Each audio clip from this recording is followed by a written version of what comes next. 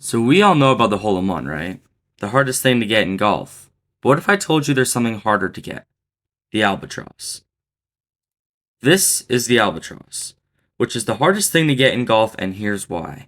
A hole-in-one is very hard indeed, but you can get these on every hole at a course, but an albatross, however, can only be done on a par 5, which is normally around 450 to 500 yards. So there's only a couple of these on every course. If you hit 1,000 golf balls on a par 3, you could potentially get one as a good bounce, good roll, or even get 1 in 100 on there on a 100-yard par 3 course downhill. If you hit 1,000 of those, you could potentially get one, but it's pretty difficult. And here's where, as the albatross, you need a good drive. For example, let's compare me to Bryson DeChambeau. Terrible, comparison, but it's good enough. Arguably the best driver in pro golf, Bryson. I hit my best drives around 240 to 260, my best ones, which means I would have to hit my hybrid or woods over 200 yards to even have an attempt. Mixed with the accuracy and the greens, this is why I will never get one. Now let's look at Bryson DeChambeau. His best drive was an insane 480 drive, but it was downhill, which is why I'm counting this one, which it wasn't official, but in 2020 he hit 428 yards, with the second being in 2026 where he hit 427 yards at the US Open, which he won.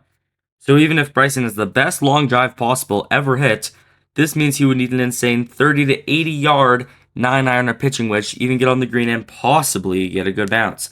This means that everything would depend on your first hit, which is why so many fail. You see, when you try and hit a golf ball as hard as you can, you will either top it or it won't fly as far.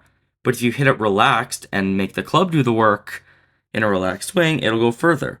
So, in order to have the chance of getting one, you first need to drive 440 yards, so better than literal pro players, then hit an insane chip shot which needs a distance and loft, mixed with some wind, is extremely hard to get. To even bounce on the green and roll in, it is estimated that there is 1 to 2 million golf rounds played every single day, and there's only been around 3,600 albatrosses recorded.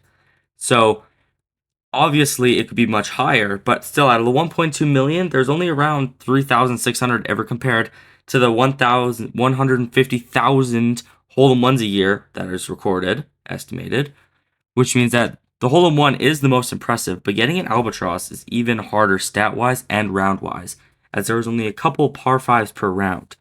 So if you've ever gotten one, then you're better than probably 90, maybe 80% of golfers, so good for you. I mean, yeah, me personally, I will never get one. I haven't got one.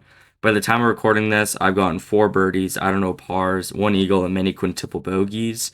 So that's the short video on my explanation on why the albatross is almost harder than the hole-in-one. Have a good day and comment what your favorite golf club is. Anyway, see ya.